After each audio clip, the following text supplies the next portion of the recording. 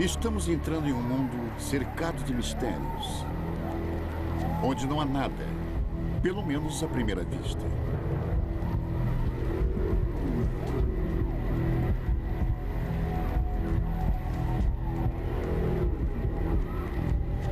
É um mundo sagrado onde um jogo está sendo jogado.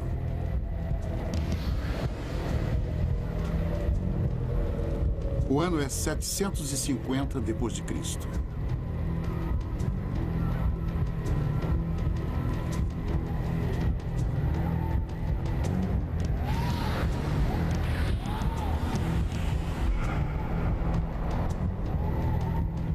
Não sabemos as regras ou quantos jogavam. Mas não era um jogo comum. Era jogado em nome da vida.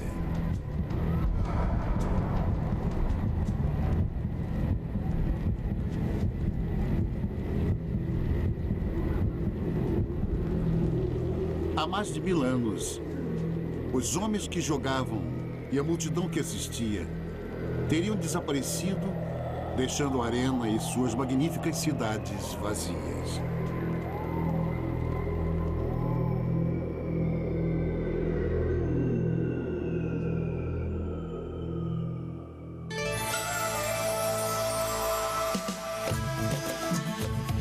Maia, Sangue de Reis.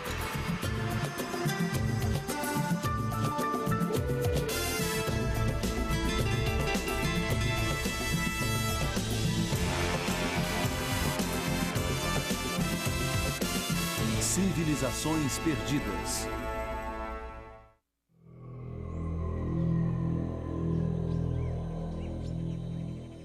Eles eram chamados de Maias. Construíram a maior civilização das Américas. Quando a Europa ainda estava na Idade Média, eles produziam artistas e cientistas cujas descobertas ainda surpreendem. Enquanto Londres era apenas uma cidade com barracos de madeira e ruas imundas, os maias estavam construindo cidades monumentais de pedra no coração das florestas úmidas da América Central. E esta é a maior de todas, Tikal. Uma próspera metrópole de 40 mil pessoas que atingiu seu pico por volta de 750 depois de Cristo e consistia numa área do tamanho de Manhattan.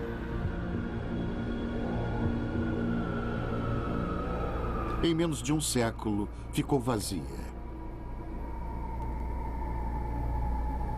É um mistério que intriga a todos nós. Pois vivemos em civilizações e percebemos a fragilidade disso quando vemos alguma coisa como as ruínas dos maias. Quando você vê o quanto uma civilização pôde se desenvolver e como ela se desintegrou tão dramaticamente, isso nos intriga.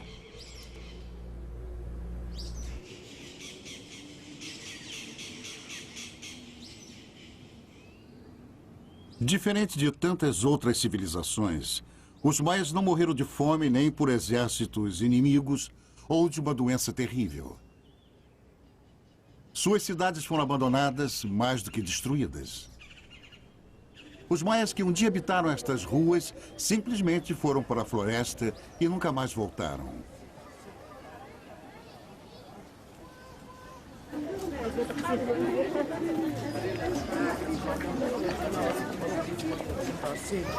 Hoje, descendentes de maias ainda vivem na terra de seus ancestrais.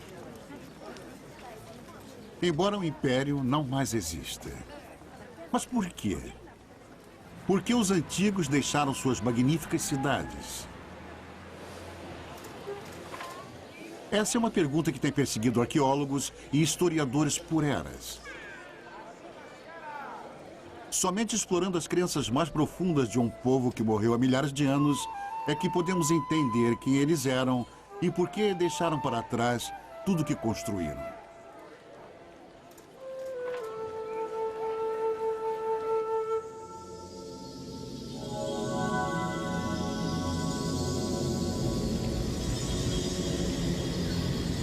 O caminho é difícil, mas pistas ainda podem ser encontradas.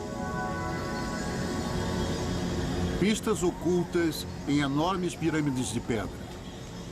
Pistas escritas em hieróglifos cujos segredos quase se perderam para sempre. Pistas contidas nas antigas histórias de poderosos reis e deuses perigosos, num mundo marcado por rituais e sustentado com sacrifícios de sangue. Histórias ainda passadas de pai para filho, descendentes de um império que sumiu há muito tempo.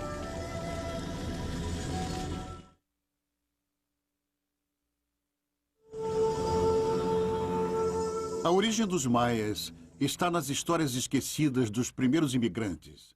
Um povo asiático que atravessou o mar de Bering pela Sibéria durante a última era glacial e se estabeleceu nas Américas há mais de 15 mil anos. Milhares de anos passariam até que os maias primitivos se estabelecessem nas selvas abafadas da América Central. Depois de um período de 250 a 900 depois de Cristo, a sofisticada civilização que chamamos de maias se desenvolveria. Centenas de cidades foram construídas. O vasto território que hoje compreende o sul do México, Belize, Guatemala e Honduras se tornou o Império dos Maias. Eles evoluíram por mais de 6 séculos e depois acabaram. Todo o império. Os maias simplesmente desapareceram.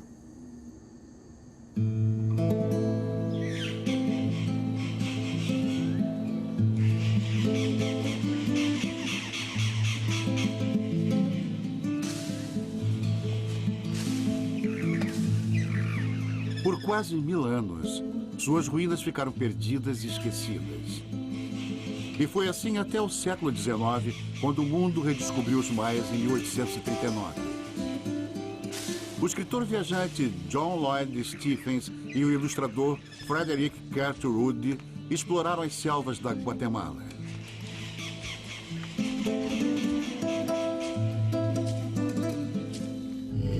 O trabalho deles captou o mistério e o fascínio do mundo maia, enquanto forneciam as primeiras provas verdadeiras da origem dessa civilização perdida. Exploradores anteriores a eles supunham que os maias fossem descendentes dos gregos, uma tribo perdida do Egito ou até mesmo fugitivos da mitológica Atlântida.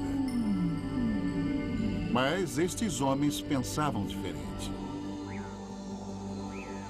A menos que eu me engane, temos uma dedução bem melhor do que esta de relacionar os construtores destas cidades com os egípcios ou qualquer outro povo.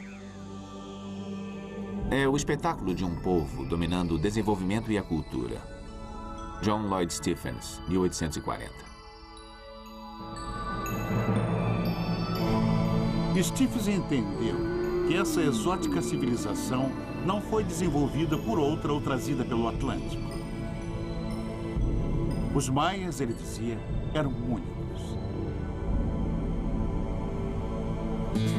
Suas teorias foram um ponto de partida e deram início a uma nova era de exploração. Aventureiros e curiosos vieram do mundo todo. Um explorador francês chegou no México com quase 2 toneladas de bagagem e só havia uma maneira de carregá-la.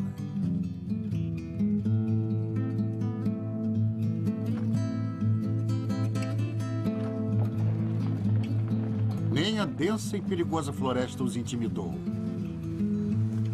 Muito mais que a promessa de tesouros perdidos, atraíam estes homens para as inexploradas regiões da América Central.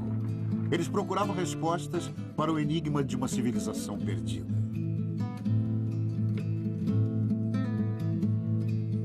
Acharam tesouros em abundância. Porém, o conhecimento sobre os antigos maias continuou indefinível. Arqueólogos investigaram a floresta durante décadas, descobrindo enormes monumentos de magnífica exuberância. O mais intrigante de todos, centenas de pirâmides que, como montanhas sagradas, subiam do solo da selva.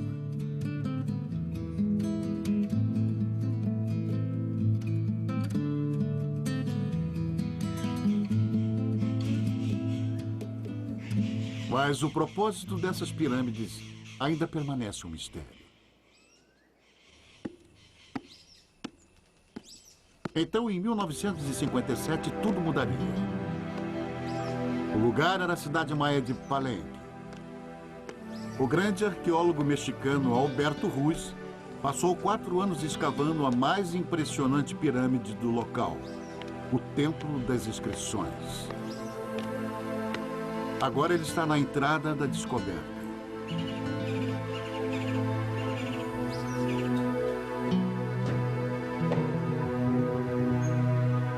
Eu entrei na misteriosa câmara com uma estranha sensação natural de estar entrando ali pela primeira vez em milhares de anos. Eu queria voltar no tempo e ouvir o som das últimas vozes humanas nessas abóbadas enormes. Através do impenetrável véu do tempo, eu procurava o elo impossível entre a vida deles e a nossa.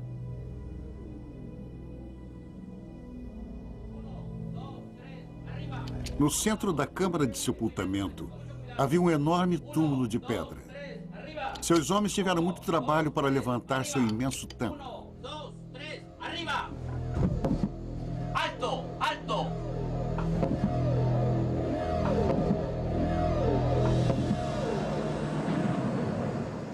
Eu estava cara a cara com aquele para quem todo aquele incrível trabalho, a cripta, a escadaria, a grande pirâmide com o seu templo coroado, havia sido construído.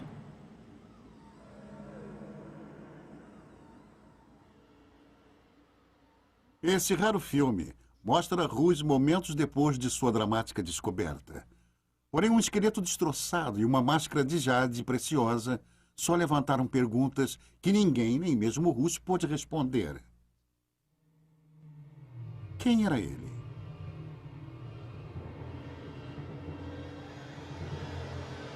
O que aconteceu em sua vida para que sua morte merecesse tamanha cerimônia?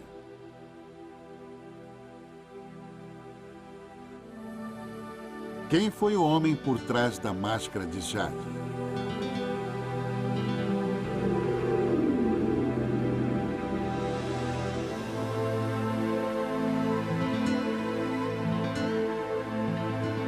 Os maias deixaram pistas, mas elas são misteriosas, enigmáticas e confusas. Somente decifrando essas provas é que poderemos entender o significado dos templos sagrados, a personalidade dos homens e mulheres que os construíram e a razão por terem desaparecido subitamente das cidades que abandonaram. Há 150 anos, John Lloyd Stephens previu que as estranhas e indecifráveis escrituras nas paredes dos monumentos continham a chave para o mistério dos maias. Ele estava certo. Mas só agora, depois de um dos maiores feitos em termos de decodificação de todos os tempos, é que os segredos destas pedras silenciosas finalmente puderam ser revelados.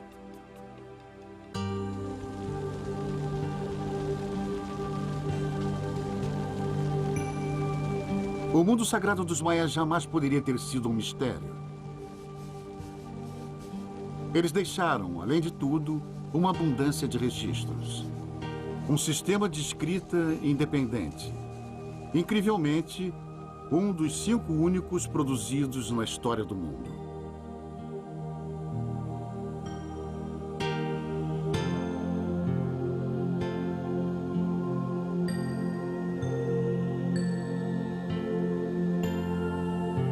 Eram textos imbuídos de poderes mágicos, descrições do cosmos, relatos sobre seus sonhos.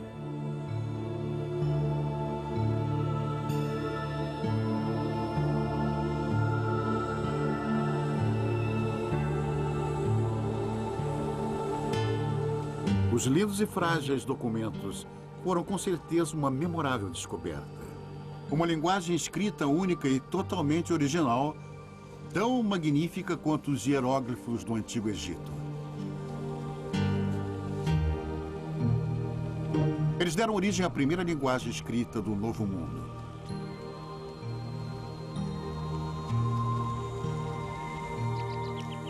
Esta es la letra A, B. A importância desses textos foi reconhecida pelos primeiros invasores europeus há muitos séculos.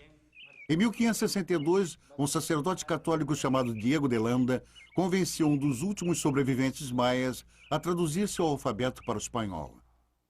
Landa queria trazer o cristianismo para os maias. Esta es la letra A. Ele achou que aprender a língua deles seria a melhor maneira de chegar até o povo que ele desejava converter. A, B.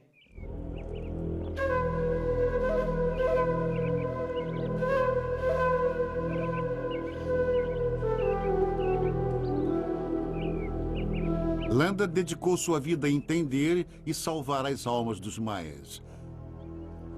Mas ainda assim sua memória não foi respeitada. Na verdade, ela é insultada. Landa era louco, eu acho. Talvez até tenha sido morto quando descobriu que as pessoas que ele acreditava ter convertido ao cristianismo e as viu continuar praticando os seus rituais pagãos, ele enlouqueceu, ficou completamente louco. Ele começou a tentar destruir qualquer vestígio da antiga religião, qualquer um. Para que presenciéis la destrucción de este libro diabólico.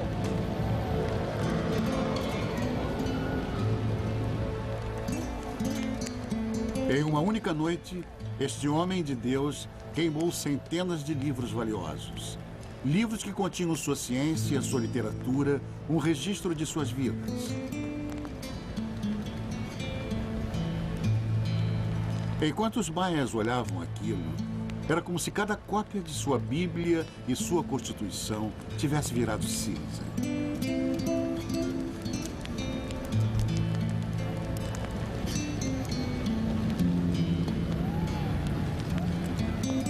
Durante a conquista espanhola, milhares de outros textos foram queimados.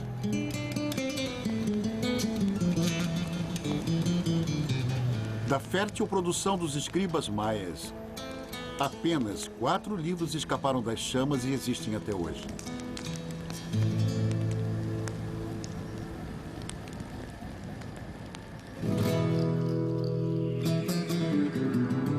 Mas restaram os 4. E a partir dessas provas escassas, surgiram percepções notáveis sobre a antiga cultura maia. A princípio, somente sua matemática sofisticada foi decifrada. A matemática maia estava estritamente ligada a um complexo sistema astronômico. Suas observações detalhadas do céu noturno eram registradas com espantosa precisão.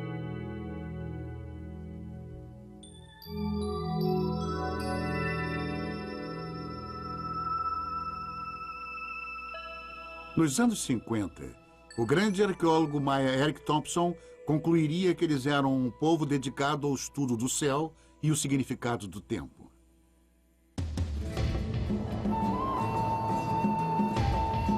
Milhares de anos antes do primeiro computador, eles registravam eventos celestiais de 500 milhão de anos antes.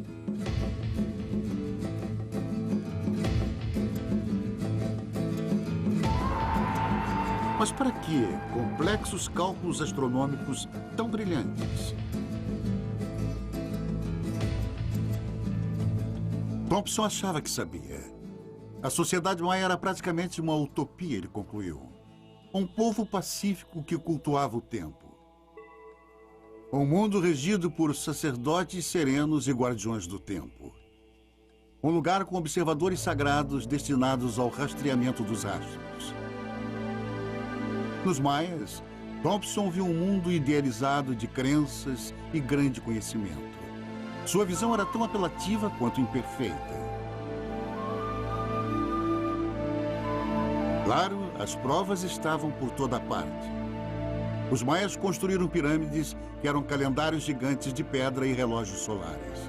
El Castillo, a grande pirâmide de Chichén Itzá, tem 365 degraus e plataformas para marcar os dias do ano. Seu alinhamento e forma eram tão precisos que uma vez a cada ano eles lançavam uma sombra que indicava o equinócio da primavera.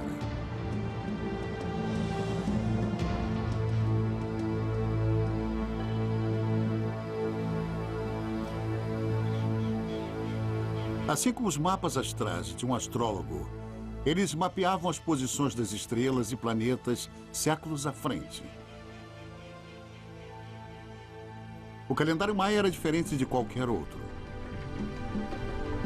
Essas grandes engrenagens ilustravam seu conceito sobre o tempo. Os hieróglifos na roda maior marcam os 365 dias do ano solar. As das duas engrenagens menores representam os 260 dias do calendário sagrado dos sacerdotes. Quando juntas, essa máquina do tempo maia indica o significado astrológico de cada dia.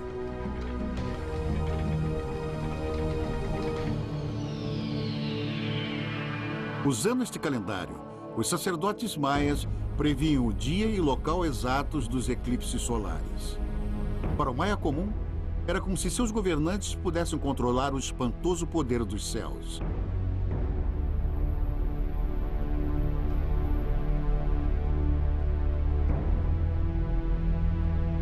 A precisão da astronomia maia ainda assusta. Os ciclos lunares eram tão precisos que hoje, 1500 anos depois, seus cálculos diferem apenas 33 segundos.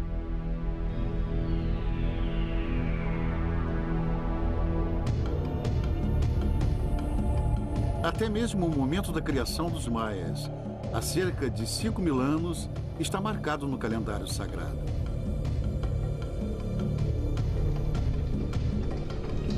Assustadoramente, também marca o fim deste mundo.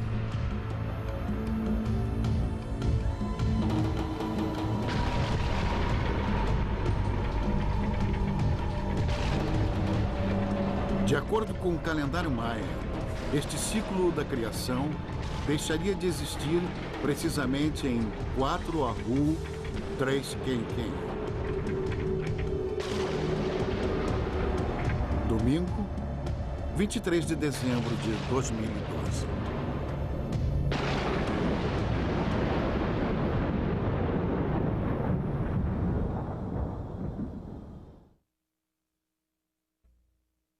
Senhor, Senhor.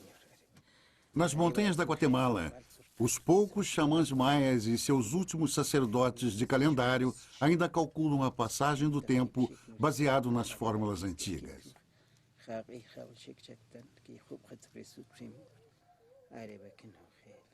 Não faltou um dia sequer em 25 séculos.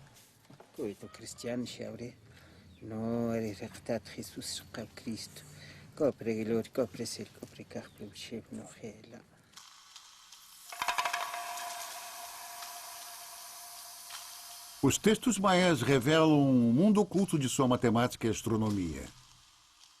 Mas há outras por vir, revelações ainda mais estarrecedoras.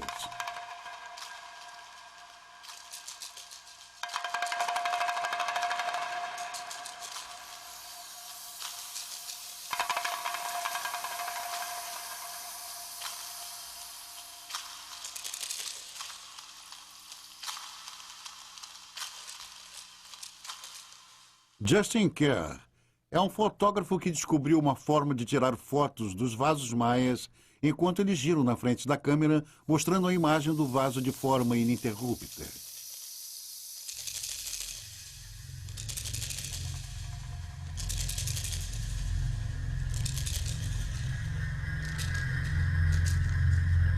Quando eu coloco o vaso no prato giratório e observo ele girando na frente da câmera, eu espero que ele fale comigo. Algumas vezes não acontecem, outras a mensagem é tão obscura que é realmente difícil de entender.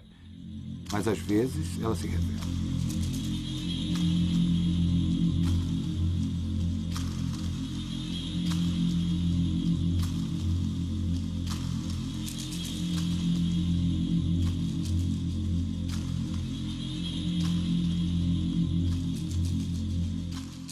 E essas revelações criaram novas concepções sobre os antigos maias. As fotos de Kerr nos mostram um povo atormentado por temíveis e sangrentos deuses. Outro mundo, o inferno que os maias chamavam de Xibalba. Alguns deles eram muito assustadores. O deus da decapitação, por exemplo, é um esqueleto. Com frequência, está segurando uma cabeça decapitada, segura pelos cabelos ou em suas mãos. Normalmente, ele é retratado como tendo enormes volutas de mau cheiro saindo dele.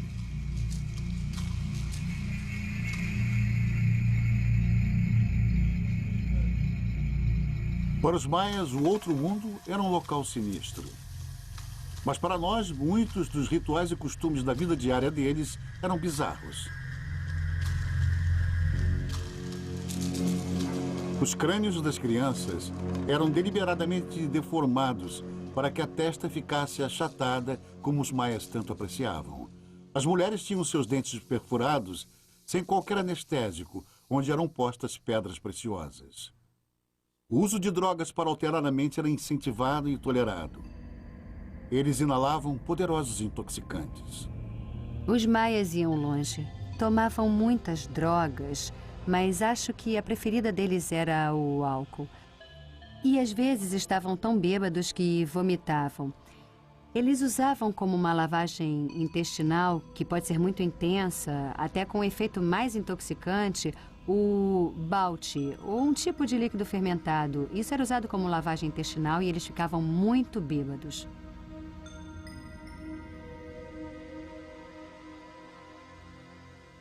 Eric Thompson estava ciente destas grotescas e bizarras práticas. Mas ele não permitia que elas alterassem sua visão idealizada dos maias. Mais tarde, um americano que fazia filmes, Giles Healy, foi aventurar nas selvas do México.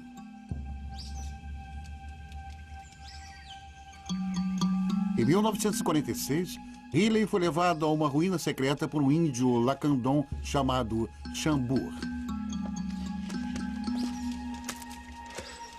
Lá ele fez uma descoberta que revelaria uma verdade primitiva e alteraria para sempre a visão utópica do mundo dos maias antigos.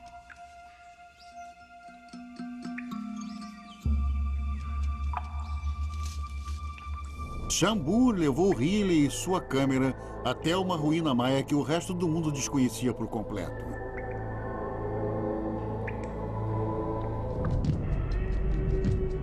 Era uma pintura dos maias que até aquele momento parecia inimaginável. Eu acho que de fato não existe uma pintura de guerra e morte mais convincente no mundo do que a desta batalha. Está cheia de sons de trompetes e gritos, e com homens pintados e sendo lançados. Alguns deles até já estão mortos, as cabeças decapitadas.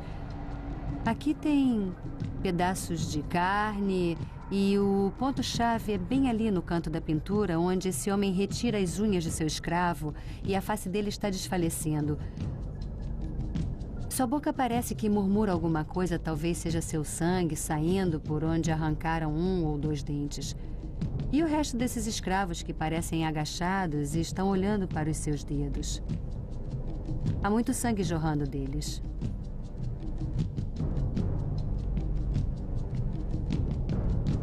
Essa foi uma imagem dos maias que nem Eric Thompson e nem o mundo aceitaria facilmente.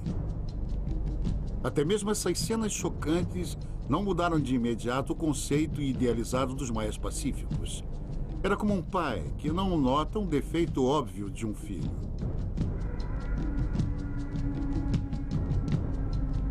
Quando Giles Healy entrou nesse lugar, eu não tenho certeza se ele sabia o que pensar disso. Mas quando Thompson entrou aqui, ele não viu uma guerra. Ele viu um pequeno ataque. Na verdade, até se admirou com o que estava acontecendo. Os maias não estariam arrancando as unhas. Ele imaginou que talvez houvesse algum pote de tinta vermelha por aqui em que as pessoas estavam mergulhando as mãos. Ele não ficou muito impressionado com isso. Levaria anos até que Thompson admitisse seu erro. Mas em um continente distante, outra descoberta trouxe novas pistas. Por puro acidente, num cenário pouco provável, um novo capítulo da história dos maias iniciaria.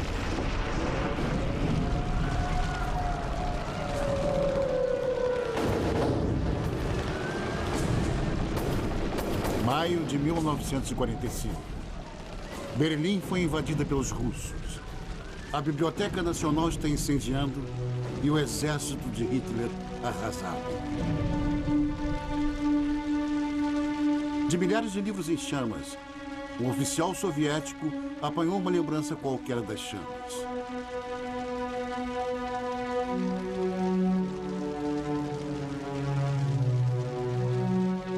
Seu nome é Uri Konorosov. O livro, Reproduções dos Códigos dos Maias Sobreviventes.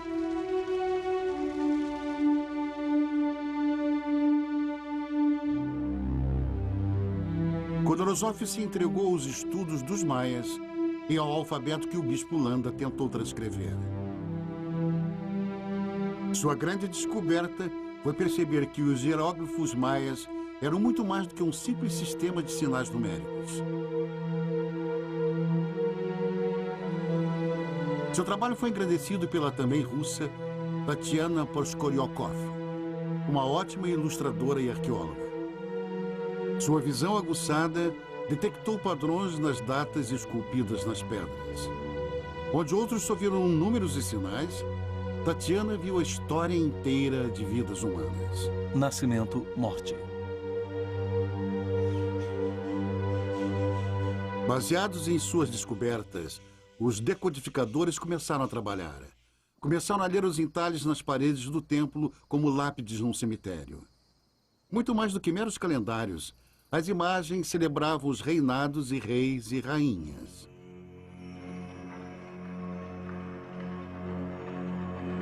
Os hieróglifos decifrados revelaram os nomes da realeza maia.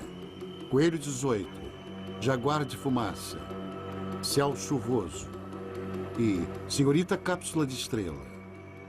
As vidas desses soberanos, dos seus ancestrais e de suas conquistas. Todas as histórias contidas nos hieróglifos poderiam finalmente ser contadas. 15 anos depois da descoberta do esqueleto com a máscara de jade, Alberto Ruiz iria saber, enfim, sua identidade.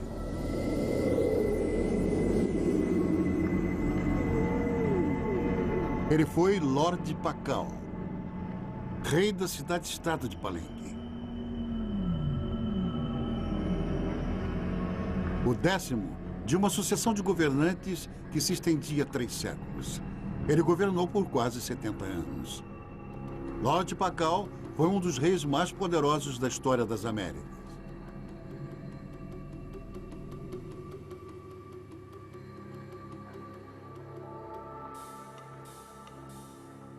Eles eram monarcas que comandavam grandes cidades, vastas populações e territórios enormes. Dominavam seus cidadãos com arrogância, com desdém. Mas qual era a fonte da autoridade deles? Por que seus súditos se submetiam a um governo tão tirânico?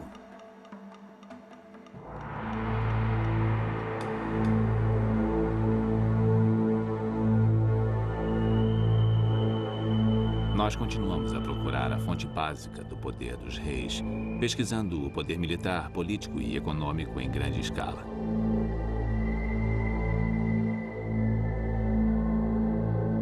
Mas o poder não era baseado no controle dos recursos, manipulação da economia ou na organização de grandes exércitos. Era baseado nas crenças. Esse era o poder dos reis maias. E era muito forte e realizava grandes coisas.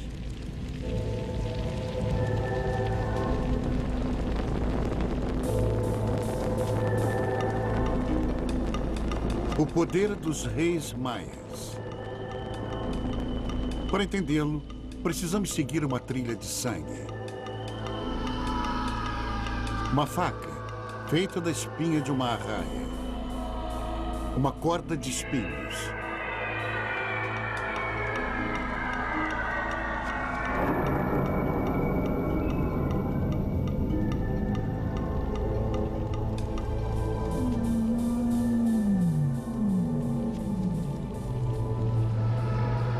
Essas são as chaves para compreender os maias e o poder sagrado de seus reis.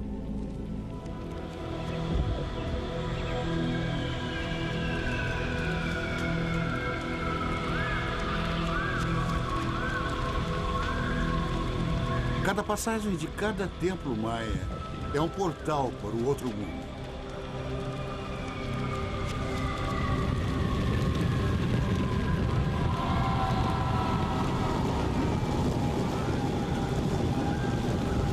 Dentro deste templo, este era o dever tanto do rei como da rainha: reconstituir o momento mítico da criação dos maias. Segundo a lenda, foi o sangue dos deuses que deu a vida ao homem. E esse era o ato principal do sacrifício. Na terra, o rei era como um deus.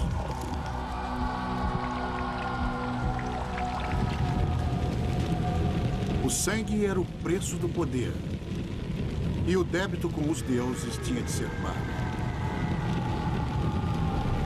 Mitos e símbolos não bastavam. Sangue devia ser derramado.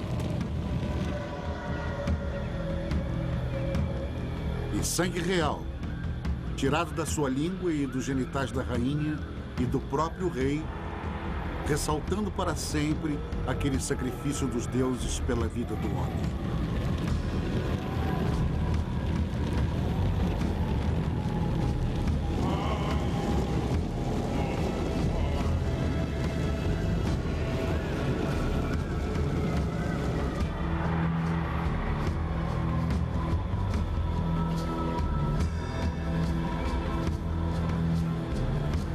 Enquanto seus súditos assistem o sangramento dos reis sobe até os deuses. Em retorno a esse sacrifício de sangue real, o povo acredita que os deuses farão o sol nascer, a chuva cair e o milho crescer.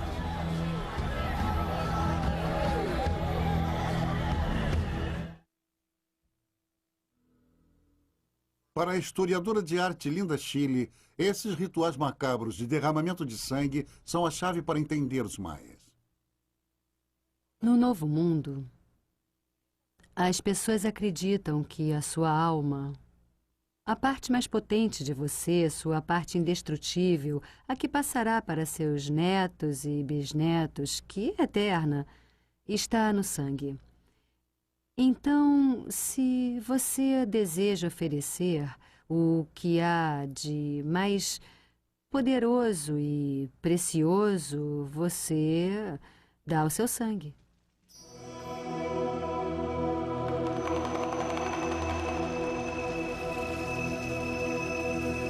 Quando o rei dá seu sangue, está antes de tudo dando a substância mais poderosa da terra por causa do seu sangue, de seus ancestrais, de onde ele viera, pelo tempo que ele viajara para um outro mundo e voltara, seu sangue era mais precioso do que o de uma pessoa comum.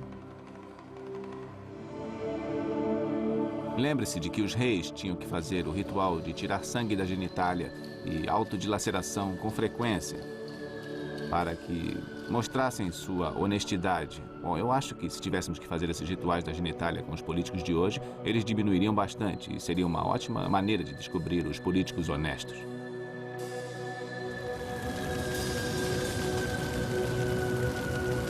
Na verdade, todos os maias faziam ofertas de seu sangue. A diferença entre eles e nós é que temos facilidades. Podemos pagar um dízimo, podemos tirar dinheiro do seu bolso. Pode dar algo que não vá doer, algo que, na verdade, não lhe custa nada.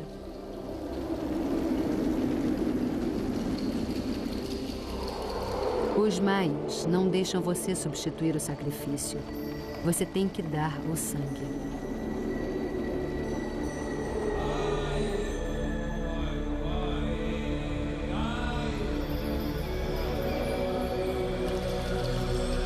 E havia outras oferendas até mais sangrentas.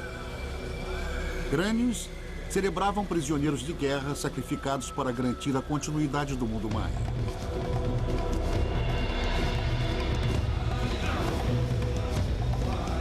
Até os jogos de bola tinham objetivos mortais.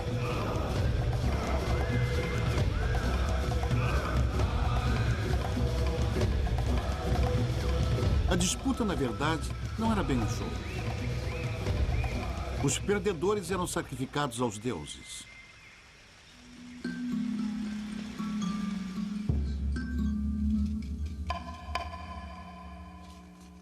Os maias se divertiam com esses horrores, chegando a registrar a brutalidade para a posteridade.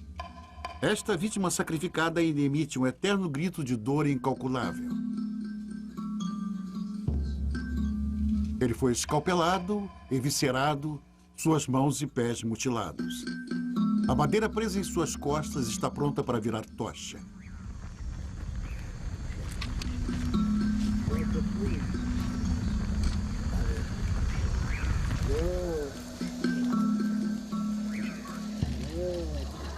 Hoje, xamãs maias ainda praticam sacrifícios de sangue.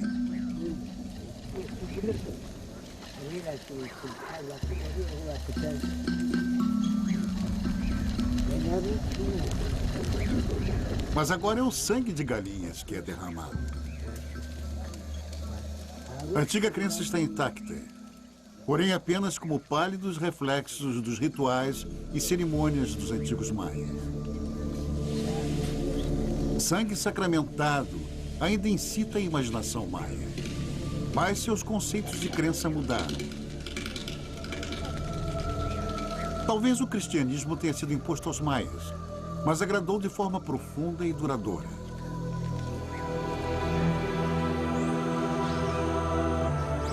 O conceito cristão do rei divino que derramou seu sangue pela humanidade fazia total sentido para eles.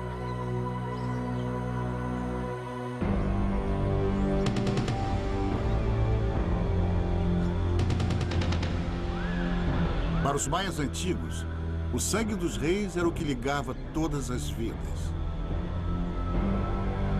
O sacrifício do rei assegurava o equilíbrio do mundo maia, garantindo a aprovação dos deuses e a crença do povo.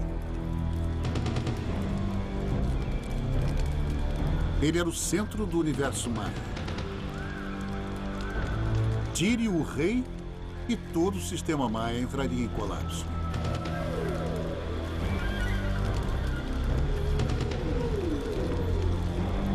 Para Arthur Demarest, a crise dos antigos maias começou quando eles perderam a fé em seus reis. A fonte do poder é este ritual, a exibição, a cerimônia, o local, o encanto. E quando ocorrem problemas reais, uma derrota militar entre cidades, isso pode abalar de uma maneira que não deveria ser. A autoridade é baseada na fé, fé no rei. E a falha é inaceitável. Se ele é mesmo um rei santo, que pode manipular as forças do universo, então uma falha corrói todo o sistema e não há como consertar.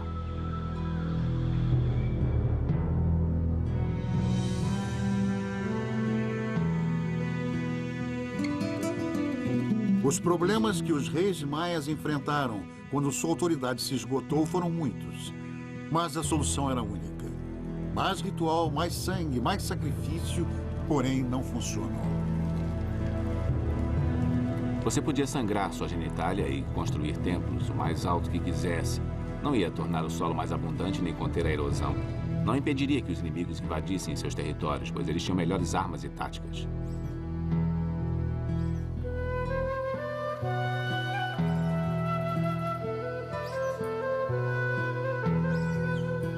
E eventualmente houve derrotas na guerra, cidades superpovoadas, fracasso nas colheitas, e o rei era o responsável. Se o sangue real mantinha um mundo unido, quando o mundo se desintegrou, foi o sangue do rei que não foi suficiente.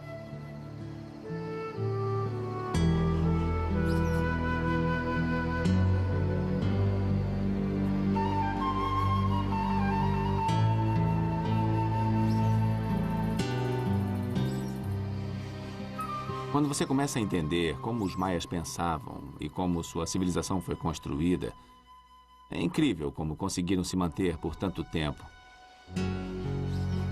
O mistério não deveria ser o mistério do colapso dos maias, e sim o mistério de como eles, por 2000 anos, mantiveram sua incrível civilização.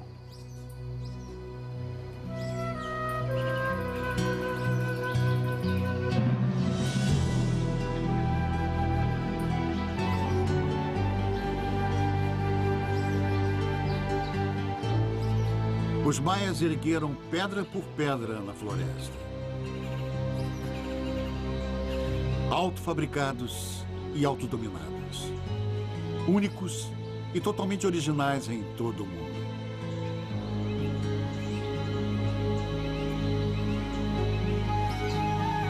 Mas, finalmente, as grandes dinastias e as realizações de reis e rainhas maias, seus poderes formidáveis, foram construídos a partir da fé do povo.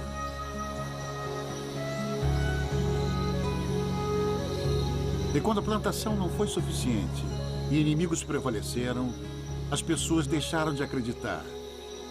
E quando o povo perdeu a fé, os governantes perderam o poder. E quando o poder acabou, os maias abandonaram suas cidades. E a selva recuperou suas pedras.